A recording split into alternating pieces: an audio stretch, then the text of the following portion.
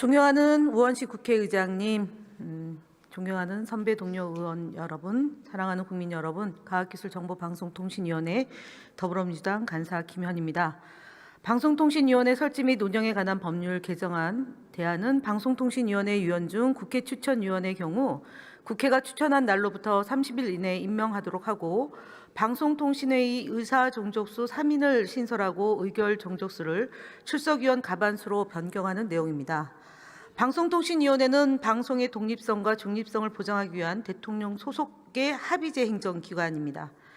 위원장을 포함한 2인은 대통령이 지명하고 3인은 국회의 추천을 받아 대통령이 소속되거나 소속되었던 정당의 교섭단체가 1인을 추천하고 그 외 교섭단체가 2인을 추천하도록 되어 있습니다. 아울러 결혼 시에는 결혼된 날로부터 지체 없이 보궐위원을 임명하도록 되어 있습니다. 그런데 윤석열 대통령은 2023년 3월 10일 국회 추천 몫인 최민희 상임위원 후보자를 정당한 절차를 밟아 추천하였으나 7개월 7일 동안 임명하지 아니하였습니다. 대통령 소속 합의제 기관인 방통위를 방송 장악의 도구로 전락시키기 위해 대통령 지속 기관인 대통령 지명 2인으로 사회적으로 정치적으로 중요한 방송통신 정책을 의결하면서 윤석열 대통령 비서실 방송통신수석실화 시켰습니다.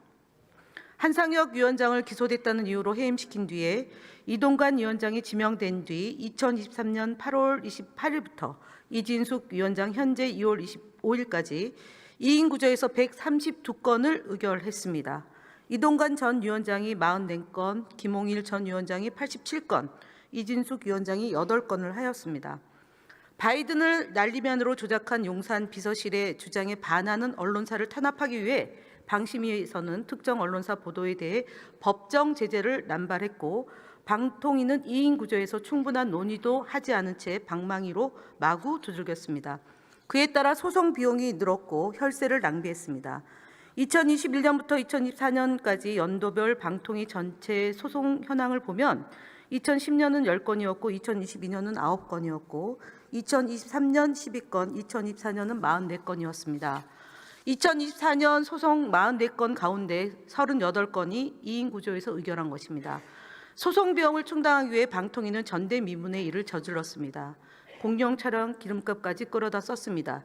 유류비, 기타 운영비, 직책 수행 경비, 일반 수영비까지 전용해서 6,200만 원을 쓴 겁니다. 2024년도에 소송비 본예산이 2억 3,500만 원인데 결산액은 5억 5,900만 원입니다. 이것이 끝이 아닙니다. 2024년 발생한 소송 비용 중에 4,750만 원은 지불하지 못했습니다. 시쳇말로 외상값입니다. 법원에서 방통위 2인 구조 위법성을 지적했습니다. 2024년 8월 26일 서울행정법원은 박문진 이사 임명 처분 집행정지 신청을 인용했습니다. 2인 구조에서 정한 것이 불법이라는 것입니다. YTN 최대학 출자자 변경 승인 처분에 대한 집행정지 신청 기각하는 결정문에서 법 제13조 1항의 내용을 비춰볼 때 3인의 제적위원이 최소한 요구되는 것이라고 해석했습니다. 법원은 대통령이 임명한 2인의 위원만이 심의 의결한 것은 합의제 행정기관의 의사 및 의결 정족수를 충족하지 못하고 방통위법이 다루고자 하는 입법 목적을 저해할 우려가 있다고 판시했습니다. 개정안은 방통위가 2인 구조에서 사회적 정치적 의사결정을 하지 못하게 하고 의사 정족수를 명확히 하려는 것입니다.